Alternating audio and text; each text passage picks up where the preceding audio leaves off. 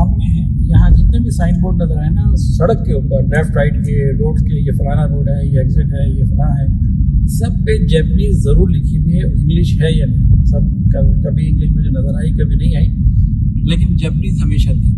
इसके अलावा जो साइन बोर्ड्स हैं दुकानों के ऊपर, वो 90% से ज़्यादा अपनी ज़ुबान में, मकामी ज़ुबान में, जैपनीज़ में।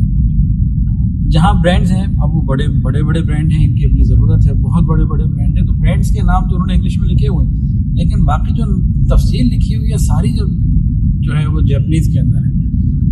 तो मुझसे लोग पूछ रहे थे कि जापान की तरक्की के राज में से कोई बात अगर हो, तो उन्होंने अपनी तालीम को अपनी ज़ुबान में रखा है। हमने उर्दू को अपनी तालीम से निकाल दिया है।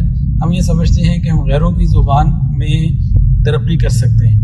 तो जापान ने जो तरक्की की है, अपनी ज़ुबान में तरक्की की है।